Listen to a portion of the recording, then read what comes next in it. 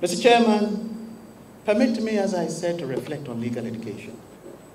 I believe that I do have the right to do so, not simply as a rector giving remarks at this congregation, but as a jurist myself.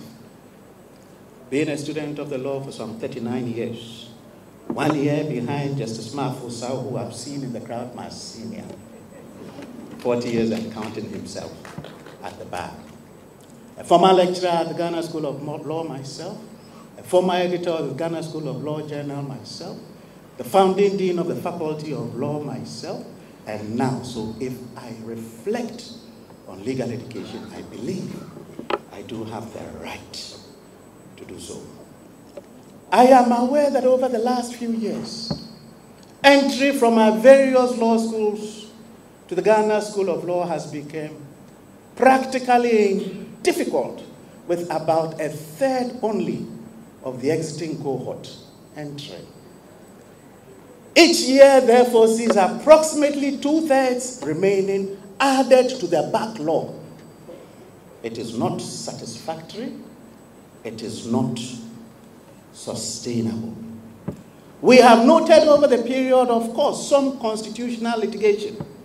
We have noted over the period in the last week or two or last month or so, the new legislative instrument that has been passed, speaking amongst other things on authorizing the entrance examinations.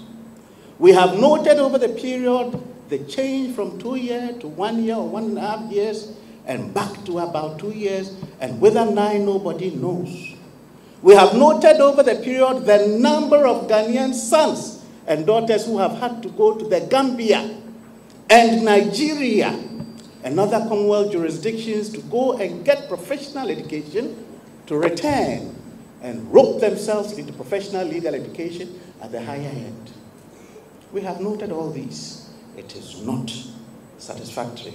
We have noted that graduate legal education is now, unfortunately and shamefully, being subordinated to its counterpart, professional legal education, so that now more people are doing masters in law, not because they necessarily wanted to, but as a stopgap measure to see how they get, and they await to get into law school. The time will come when someone who holds LLM will be treated as a failed candidate to pursue LLB. Yet, our law faculties and the law school require LLMs and beyond. In many parts of the world, at the judiciary, if you want to get to the superior court, high court, and above, you require an LLM. Must the LLM candidate be the person who failed to enter law school? I answer that question, no. Professional legal education is a different branch of education, complementary to, but of the same status as academic postgraduate studies. Ghana, through the last decade or so, has created much iniquity and frustration on our law students and the structure of legal education. I once upon a time, for 3-4 years, chaired the Conference of Law Deans combining all law schools and the Director of Legal Education. It is with a weeping heart that we make these lamentations. But it is not too late. And I suggest, Mr. Chairman, if you want to talk to God, you talk to the wind. And by talking to the wind, I am talking to God. And beyond this medium, I will make these views also known elsewhere. If you endeavor to give your counsel privately and it is not taken, you must endeavor to give your counsel publicly.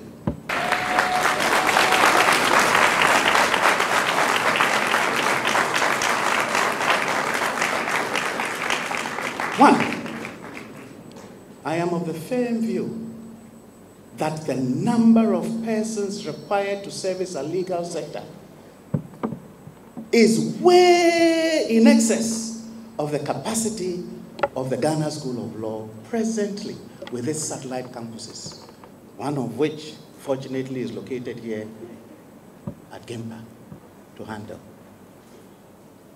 We need, therefore, to undertake a study of the legal sector to see not only the proficiencies and competencies that are required, but also the numbers that are required. In the last 3 or so months, we had additional regions to make a total of 16. The country needs magistrates and circuit court judges and justices across board. They need to be trained from the legal sector. Each municipal, metropolitan, and district assembly requires a full-blown legal department of no less than 10 well-trained lawyers. The Attorney General's department, even prosecutions alone, the Office of the Director of Public Prosecution and his staff can take the entire group of lawyers required in this country. In many American, Canadian, and European jurisdictions, some law firms with their global branches exceed 500, the full complement of people graduated from the Ghana School of Law. I am respectfully submitting that if we do a proper needs assessment, we will come to the conclusion that between ministries, departments and agencies, district, metropolitan, and municipal assemblies, the judicial system and its courts, and of course private legal practitioners, as well as the parastatal state enterprises, there are far many more people who are required for the legal sector. And if we then do this study, it will lead us to 2. If the Ghana School of Law is not presently able to handle the numbers, the people who train, the people who go out to train, the people who come to train as lawyers can train at a professional legal education. In other words, Mr. Chairman, the General Legal Council can partner with and accredit some law schools to offer the delivery of professional legal education.